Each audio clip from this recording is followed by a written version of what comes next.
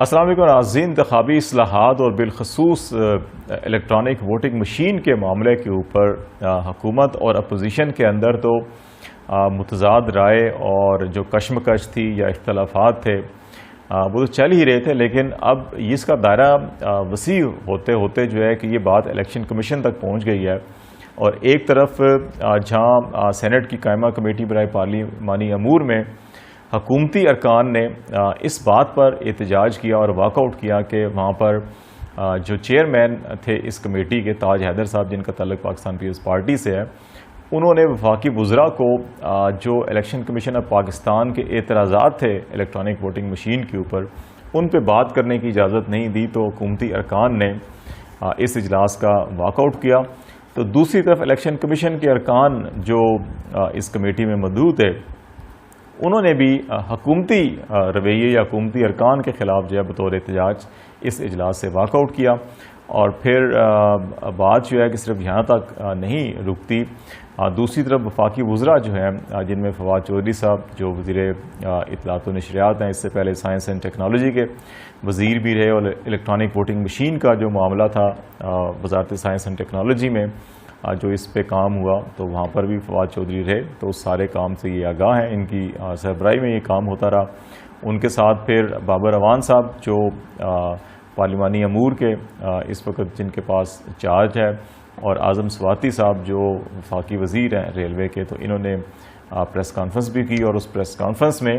Election commission of Pakistan کے اوپر جو ہے وہ جانبداری کا یا سیاسی ٹول کا یا ماؤتھ پیس اپوزیشن کا اس قسم کے الفاظ استعمال کیے گئے، اور پھر یہاں تک بھی کہا گیا کہ چیئرمین الیکشن کمیشن کی جو سیاسی وابستگی کے اوپر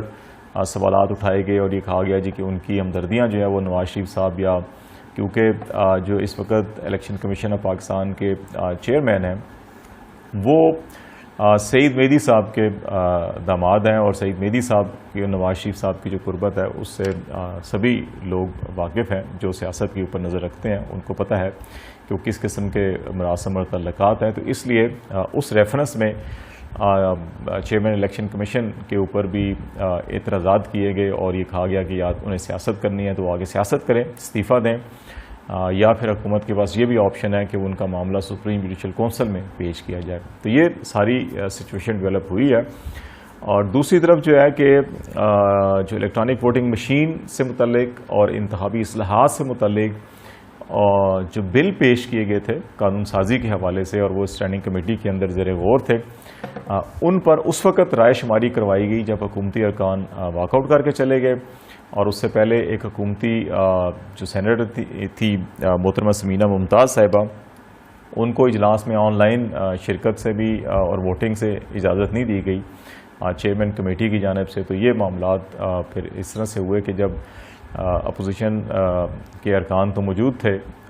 6 ارکان قائمہ کمیٹی میں موجود تھے، حکومتی ارکان اور الیکشن کمیشن کے ارکان جو ہے واک آؤٹ کر گئے تھے، تو اس کے بعد ووٹنگ کروائی گئی، اور پھر جو 2 بل تھے خاص طور کے اوپر الیکٹرانک ووٹنگ مشین کے حوالے سے، اور پھر جو سینٹ کے انتخابات جو ہیں کہ وہ اوپن بیلٹ کے ذریعے، پہلے سیکرٹ بیلٹ کے ذریعے تھے، اور یہ میثاق جمہوریت میں تھا جو جس میں محترم بے نظیر بھٹو، نواز شریف صاحب اور باقی سیاسی قائدین نے بھی لندن میں دستخط کیے تھے۔ اس کے مطابق بھی یہ ہے کہ سینٹ کے الیکشن جو ہیں وہ سیکرٹ بیلٹ کی بجائے اوپن جو بیلٹ ہے اس کے ذریعے ہوں گے۔ لیکن اور تیسرا معاملہ جو اوورسیز ووٹنگ کو، اوورسیز پاکستانیز کو ووٹنگ کا حق دینے کا معاملہ ہے، یہ جو 3 معاملات تھے ان سے متعلق جو بل تھے ان کو سینٹ کی قائمہ کمیٹی نے مسترد کر دیا، جبکہ 60 روز میں حلف نہ اٹھانے کی صورت میں کسی بھی رکن کی 60 روز اگر وہ الیکشن جیتتے ہیں اور پھر وہ حلف نہیں اٹھاتے تو پھر ان کی جو رکنیت ہے وہ ختم کر دی جائے سینٹ میں۔ اس حوالے سے جو بل تھا اس کو پاس کیا گیا، لیکن اس کا اطلاق جو ہے نیکسٹ ٹائم ہوگا۔ اسحاق ڈار صاحب جو ہیں کہ وہ سینیٹر منتخب ہوئے ہیں لیکن پاکستان نہیں آ رہے، نہ حلف اٹھایا، تو ایک سیٹ جو ہے وہ اس طرح سے یہ ضائع ہو رہی ہے۔ تو اس تناظر میں بھی اس معاملے کو دیکھا گیا، لیکن اپوزیشن نے یہ اسحاق ڈار صاحب کو فیور کی، اور اس سلسلے میں یہ فیصلہ کیا گیا کہ نیکسٹ ٹائم جو ہے کہ اس کے اوپر لاگو ہوگا۔ تو یہ جو سارے معاملات ہیں، بیسیکلی پارلیمانی جو فورم ہوتا ہے، یہاں پہ دلیل کے ساتھ، منطق کے ساتھ بات چیت کی جاتی ہے اور ایک دوسرے کو کنونس کیا جاتا ہے. لیکن لگتا یہ ہے کہ جو پارلیمانی کمیٹیاں ہیں اس وقت، اور بالخصوص جو یہ پارلیمانی امور کی کمیٹی یا قانون سازی کے حوالے سے جب انتخابی اصلاحات کے اوپر یہ معاملات پیش ہو رہے ہیں، تو اس پہ بظاہر یہ دکھائی دیتا ہے کہ اس وقت حکومت نے بھی اور اپوزیشن نے بھی اس معاملے کو انا کا مسئلہ بنا لیا ہے کہ حکومت جو ہے کہ اس کے ہزاروں میرٹس اور خوبیاں گنوا رہی ہے، اور ان کا یہ خیال ہے کہ یہی جو دھاندلی کے روکنے کا طریقہ کار ہے، واحد طریقہ کار یہی ہے کہ ٹیکنالوجی کا استعمال کیا جائے. جبکہ اپوزیشن جو ہے کہ اس وقت اس ضد پر اڑی ہوئی ہے کہ اس کو ہر صورت کے اوپر کسی نہ ہر قیمت کے اوپر بھی جو ہے کہ اس بل کو پاس نہیں ہونا چاہیے اور یہ روکا جائے اس کو. اور ان کے خیال میں یہ دھاندلی کا ذریعہ ہے اور اس سے جو ہے کہ ایک بڑی دھاندلی ہوگی اور پی ٹی آئی اگلا الیکشن جو ہے مینیج کر رہی ہے. اور الیکشن کمیشن کے جو چیئرمین ہے یا ارکان ہیں، انہوں نے جس قسم کے اعتراضات اٹھائے ہیں اس پہ بھی حکومت کو یہ گلا ہے کہ انہوں نے وہی الزامات یا خدشات یا اعتراضات اٹھائے ہیں جو نون لیگ جب اس پارٹی جو اٹھا رہی ہے. تو اس طرح الیکشن کمیشن جو ہے یہ اپوزیشن کا ماؤتھ پیس بنا ہوا ہے، ریدر دین کہ ان کو اس بنیادوں کے اوپر کہ سپریم کورٹ آف پاکستان کا جو فیصلہ تھا کہ انتخابی اصلاحات کی جائیں، انتخابات کو شفاف بنایا جائے، اور یہ بنیادی ذمہ داری الیکشن کمیشن آف پاکستان کی ہے کہ وہ یہ اپنا کام کرے. لیکن الیکشن کمیشن آف پاکستان یہ کام کرنے کی بجائے جو انتخاب کی دھاندلی کے خاتمے کے لیے شفافیت کے حوالے سے جو ٹیکنالوجی کے استعمال پر بات چیت کی جا رہی ہے اس میں بھی رکاوٹیں پیدا کر رہا ہے. تو اس حوالے سے جو وفاقی وزراء ہیں انہوں نے کافی برہمی کا اظہار کیا اور کہا کہ الیکشن کمیشن کے خلاف جو ہے کہ جس قسم کی زبان استعمال کی گئی. دوسری طرف الیکشن کمیشن آف پاکستان نے یہ بتایا جا رہا ہے کہ پیر کو اجلاس بھی طلب کر لیا خصوصی، اور جو وفاقی وزراء نے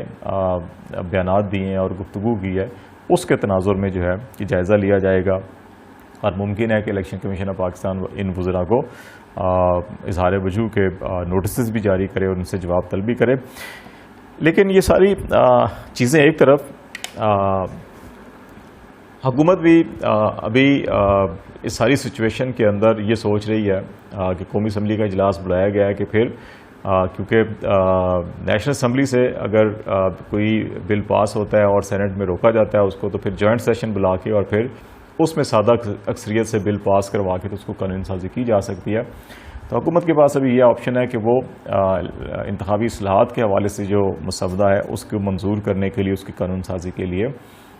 پارلیمنٹ کا مشترکہ اجلاس جو ہے کہ وہ آئندہ چند دنوں میں بلا سکتی ہے، اور اس میں پھر یہ معاملہ پیش کر کے اپروول لے کے قانون کی تیاری کر رہی ہے. بات بڑی سادہ سی ہے کہ جو قانون سازی ہوتی ہے اور آئین سازی ہوتی ہے وہ عوامی مفاد میں ہوتی ہے، وہ کسی ایک فرد یا گروہ کے مفاد میں نہیں ہوتی، کسی مخصوص طبقے کے مفاد میں نہیں ہوتی. اور اگر عوامی مفاد میں قانون سازی کی جائے، آئین سازی کی جائے، تو پھر تمام آئینی اور قانونی اور حکومتی اور ریاستی جو ادارے ہیں ان کو ان قوانین اور آئین پر عمل کرنا ہوتا ہے اور عمل کروانا ہوتا ہے. اس معاملے کے اندر یہ فیصلہ پارلیمانی جماعتوں کو اور پارلیمنٹ کو کرنا ہے کہ کیا ترمیم ہونی ہے کیا نہیں ہونی. لیکن بدقسمتی سے الیکشن کمیشن آف پاکستان اس میں ایسے پارٹی بنا ہوا ہے کہ کون سا قانون بننا ہے، کیسے بننا ہے، کیا بننا چاہیے کیا نہیں بننا چاہیے، اس کے اوپر جو ضد کی جا رہی ہے، یہاں سے ان خدشات کو اور ان عوامل کو تقویت ملتی ہے جس کی وجہ سے یہ کہا جاتا ہے کہ الیکشن کمیشن آف پاکستان یا chairman election commission of Pakistan جو ہے وہ پولیٹیکلی ماؤتھ پیس بنے ہوئے ہیں کسی سیاسی جماعت کے، یا جن سے ماضی میں جس سیاسی خاندان کے ساتھ ان کے مفادات وابستہ رہے ہیں کہ ان کے مفادات کو بھی تحفظ دینے کی کوشش کی جا رہی ہے. میرا خیال ہے حکومت کو بھی، اپوزیشن کو بھی اور الیکشن کمیشن آف پاکستان کو بھی ان مفادات سے بالا ہو کر انتخابات کے اندر جو سب سے زیادہ خدشات ہیں، تحفظات ہیں، تمام سیاسی جماعتیں جو ہے ہر الیکشن کو، ایون ان الیکشن میں بھی جن الیکشنز میں جن حکومتوں نے فتح حاصل کی ہے ان کے اوپر بھی انگلیاں اٹھائی گئیں اور بات کی گئی جی کہ ان کے اندر بھی جو ہے کہ دھاندلی ہوئی ہے. اور سب کا یہ خیال ہے کہ اصلاحات ہونی چاہیے، لیکن سب ہی بددیانتی کا مظاہرہ کرتے ہوئے اصلاحات کی طرف نہیں بڑھ رہے اور ایک دوسرے کو پولیٹیکلی پوائنٹ سکورنگ کی جا رہی ہے کہ الیکٹرانک ووٹنگ مشین کے اندر کوئی اعتراضات ہیں، ٹیکنیکلی اس کو کوئی امپروو کیا جانا چاہیے، یا جو بیلٹ پیپر کے ساتھ جو جس طرح انڈیا کے ساتھ وی وی پیٹ سسٹم ہے وہ ساتھ لگایا جائے. تو کوئی کنکریٹ تجاویز سامنے کوئی بھی نہیں لا رہا، یا صرف مخالفت کی جا رہی ہے یا صرف یہ کہا جا رہا ہے کہ اس کو ہر صورت پہ لاگو کیا جائے گا۔ میرا خیال ہے کہ اس کے اوپر اپوزیشن بھی اگر کوئی مثبت تجاویز لے کر آئے، ترامیم لے کر آئے، اور پھر حکومت اگر اس کے اندر تبدیلی نہ کر رہی ہو تو یہ جواز بنتا ہے کہ چلیے آپ یہ سارے اقدامات اٹھائیں۔ اور الیکشن کمیشن آف پاکستان کا کام آئین سازی یا قانون سازی نہیں ہے، ان کا کام یہ ہے کہ جو پارلیمنٹ آئین اور قانون بنائے اس پر عمل کرے۔ تو الیکشن کمیشن آف پاکستان کو بھی اپنی حدود میں رہنا چاہیے۔ سیاسی جماعتوں کو بھی اگر سیاسی نظام کے اوپر، انتخابی نظام کے اوپر عوام کا اعتبار حاصل کرنا ہے، اس کا ساکھ بحال کرنی ہے، تو پھر انتخابی اصلاحات کے بغیر اس کا کوئی چارہ نہیں ہے، ورنہ یہ ساری عمر ایک دوسرے کے اوپر الزام لگاتے رہیں گے، اور جن طبقات کے اوپر انگلیاں اٹھائی جاتی ہیں وہ فائدہ اٹھاتے رہیں گے۔ تو اگر سیاسی جماعتیں یہ چاہتی ہیں کہ فیئر اینڈ فری الیکشن ہو تو پھر انتخابی اصلاحات کی طرف بڑھیں، ریدر دین کہ اپنی جو انا کے گنبد بے در ہیں اس میں بند ہو کر جو ہے کہ سیاسی نظام کو نقصان پہنچائیں۔